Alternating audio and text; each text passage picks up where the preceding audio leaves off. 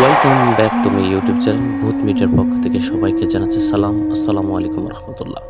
আশা করি সবাই ভালো আছেন, সুস্থ আছেন অ্যান্ড রাইট নাও শুনছেন ভূত মিডিয়া। আর কথা না বাড়িয়ে চলে এসেছি সরাসরি মূল ঘটনায়, কিন্তু তার আগে যারা আমাদেরকে ঘটনা পাঠাতে চান, ঘটনা পাঠাতে দুটি ওয়ে রয়েছে। একটি হচ্ছে ইমেল, অন্যটি হচ্ছে হোয়াটসঅ্যাপ। ইমেল হচ্ছে muntasir5858@gmail.com এবং অন্যটি হচ্ছে হোয়াটসঅ্যাপ নাম্বার হচ্ছে 01940463650। আমার নাম মিজানুর রহমান মিজান। আমি রাজশাহী বিশ্ববিদ্যালয়ে পড়ি এবং আজকে যে ঘটনাটি আপনাদের সাথে শেয়ার করতে যাচ্ছি সেটি একটি ভালো পেপার থেকে আমি সংগ্রহ করেছিলাম। যেভাবে পেয়েছিলাম ঠিক সেভাবেই লেখার চেষ্টা করেছি। 분신사바, 분신사바, 오이때 구다사이. রহস্যময় এক ভৌতিক অরণ্য। প্যারানর্মাল লেখক জোসেফের চিত্র মার্কিন যুক্তরাষ্ট্রের দক্ষিণ পশ্চিম ভারমন্টে অবস্থিত রহস্যজনক এক স্থানের নাম দেন বেনিংটন ট্রায়াঙ্গল। অরণ্য ঘেরা এই অঞ্চলটি এখনও অনেকের কাছে রহস্যময়। এখানে প্রায় ঘটে থাকে রহস্যজনক সব ঘটনা। এই অরণ্যে ঢুকলে কেউ হয়তো শুনতে পায় অদ্ভুত সব আওয়াজ, কেউ বনের মধ্যে পথ হারিয়ে আর ফিরে আসেন, আবার কেউ হয়ে পড়ে বন্ধ উন্মাদ। স্থানীয় অনেকেই মনে করেন স্থানটি নাকি এক অশুভ শক্তির প্রভাব আছে। তার ফলে ঘটেছে একের পর এক রহস্যজনক নিখোঁজ ও মৃত্যুর ঘটনা। রহস্যময় অরণ্য বেনিংটন ট্রায়াঙ্গল 1892 সালে এলাকাটির রহস্যময়তার প্রথম সূত্রপাত ঘটে বলে অনেকেই মনে করে থাকেন। এ সময় হেনরি ম্যাকওয়েড নামের এক স্থানীয় মাতাল জিম ক্রাউলি নামের এক কারখানার শ্রমিককে হত্যা করে বিচারে ম্যাকওয়েডকে উন্মাদ ঘোষণা করা হয় এবং ওয়াটারবেরি অ্যাসাইলামে পাঠানো হয়। কিন্তু তার আগেই সে জেলখানা থেকে পালিয়ে যায়, তাকে আর খুঁজে পাওয়া যায়নি। বেনিংটন ট্রায়াঙ্গলে প্রবেশের পথ এর প্রায় 30 বছর পর একের পর এক রহস্যময় ঘটনা ঘটতে শুরু করে। 1920 থেকে 1950 সালের মধ্যে বেনিংটন ট্রায়াঙ্গলে ঘটেছিল এমন কয়েকটি নিখোঁজের ঘটনা যার রহস্যভেদ করা এখনও কোনো সার্চ টিম বা তদন্তকারী কর্মকর্তার পক্ষে সম্ভব হয়নি। কিভাবে একের পর এক নিখোঁজের ঘটনা ঘটেছিল চলুন তাহলে জেনে আসি। প্রথম যে ঘটনা বেনিংটন ট্রায়াঙ্গল তোলপাড় হয় তা আজ থেকে অনেক বছর আগের কথা। 1945 সালে 2রা নভেম্বরের ঘটনা। 75 বছর বয়সী মিডি রিভার্স নামের একজন গাইড 4 জন শিকারীকে নিয়ে পাহাড়ে গেলেন শিকারের উদ্দেশ্যে।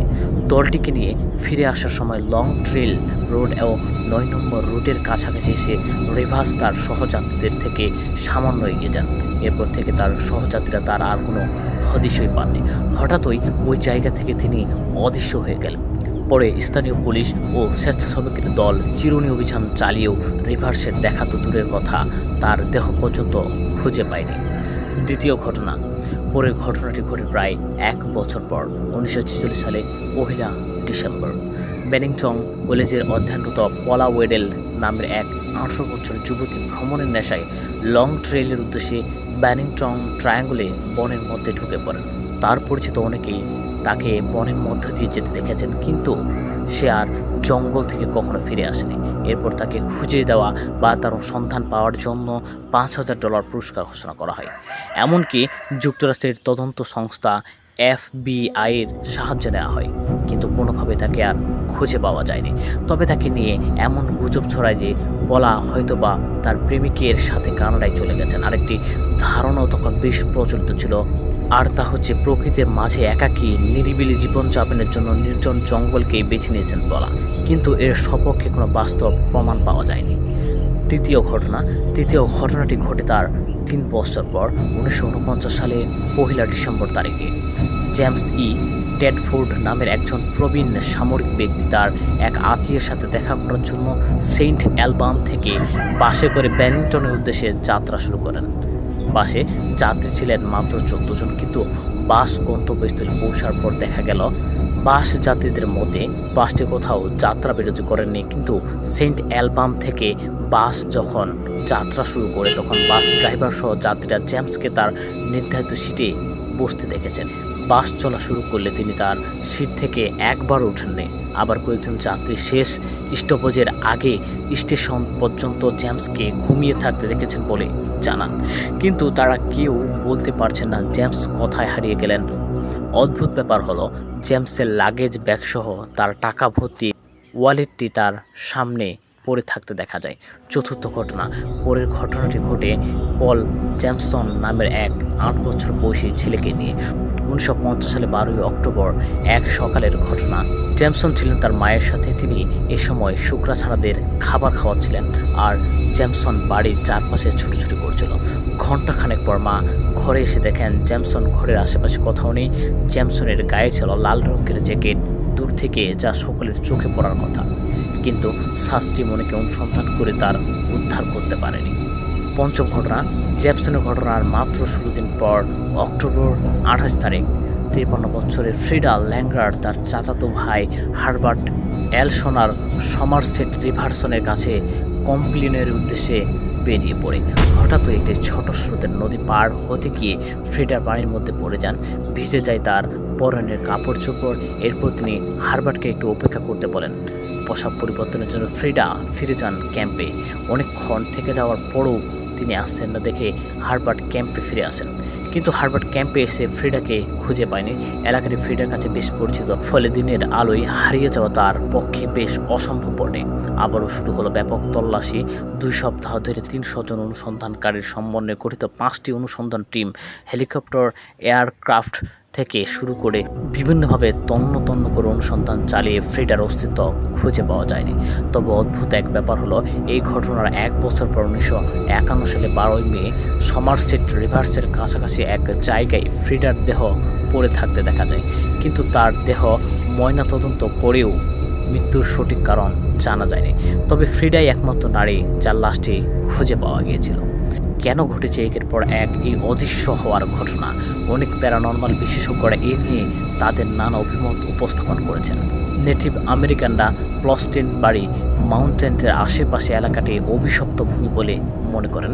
এলাকাটিতে বসবাস স্থাপনকারী প্রথম ইউরোপীয় অধিবাসীদের এক অংশের অভিমত, পাহাড়ের পেছনে আকাশে প্রায় সময় এক অদ্ভুত আলোর ঝলকানি দেখা যায়। বাতাসে ভেসে বেড়ায় এক মাদকতাময় গন্ধ আর মাঝে মাঝে শোনা যায় নানা অদ্ভুত ধ্বনি। স্থানীয় কারো মতে এই বিশাল দৈত্যকার প্রাণীর বাস রয়েছে জঙ্গলটিতে। এই প্রাণীটি আক্রমণের শিকার হয় অভিযাত্রীরা। অনেক প্যারানর্মাল বিশেষজ্ঞের মতে স্থানটিতে বাস্তব চেনা ত্রিমাত্রিক জগতের পরিবর্তন ঘটে, যার ফলে কেউ এই জগতে প্রবেশ করতে গেলে সে এক দিকভ্রান্ত হয়ে হারিয়ে যায়। আবার অনেকের মতে বিভিন্ন গ্রহের প্রাণীর অবস্থান রয়েছে এই বেনিংটন ট্রায়াঙ্গল জঙ্গলে। তাদের কারণেই ঘটেছে সব অস্বাভাবিকতা। আরেকটি মত হচ্ছে কোনো সিরিয়াল খুনি বনের মধ্যে বসতি করে আছে, সেই সব খুনের পেছনে দায়ী তারা। বিষয়টি যদি সত্যি হয় তাহলে একটি প্রশ্ন সামনে এসে দাঁড়ায়, এতগুলো হত্যাকাণ্ডের কোনো হদিশ কেন পাওয়া গেল না? একটি ছাড়া কেন পাওয়া গেল না অন্যগুলোর মৃতদেহ? এরপরও এমন কিছু তথ্য এসব অদৃশ্য ঘটনার পেছনে পাওয়া যায় যেগুলো বেশ রোমাঞ্চকর। সবগুলো হত্যাকাণ্ডের একটি বিশেষ সময় ঘটেছে। শীতের সময় ছাড়া বর্ষের অন্য কোনো সময়ে এমন কিছু ঘটে না। 1942 থেকে 1950 সালের মধ্যে এসব অদৃশ্য হওয়ার ঘটনা ঘটেছে। ফ্রিডা ছাড়া আর কারো কোনো শেষ পর্যন্ত হদিশ পাওয়া যায়নি। কিন্তু কিভাবে ফ্রিডা তার তাঁবু থেকে অদৃশ্য হয়ে গেল সেটি একটি রহস্য। হারিয়ে যাওয়ার পর অনুসন্ধান দল তন্ন করে খুঁজেও ফ্রিডার কোনো হদিশ পায়নি, অথচ 1 বছর পর যে জায়গা থেকে তিনি হারিয়ে গিয়েছিলেন সেখানে তার লাশ পাওয়া যায়, যা এক বড় রহস্য। ফ্রিডা এবং রিভার দুজন বয়স্ক ব্যক্তি ছিলেন এবং এলাকাটি তাদের নখদর্পণে ছিল, তাই পথ হারিয়ে ফেলা তাদের পক্ষে একেবারে অসম্ভব। 1937 সালের পূর্বে এলাকাটি বেশ জনবহুল ছিল, কিন্তু 1937 সালের দিকে প্লনস্টেন বাড়ি শহরে প্রাকৃতিক দুর্যোগ এবং মহামারী দেখা যায়, ফলে অনেক লোকের প্রাণহানি ঘটে। সে সময় নগরটি পরিত্যক্ত হয়। 1910 সালে একটি আদমশুমারি তথ্য অনুযায়ী এই এলাকাটি সব মিলিয়ে মাত্র 8 জন বাসিন্দা বাস করে। বর্তমানে একটি ভুতুড়ে শহর হিসেবে এটি পরিচিত।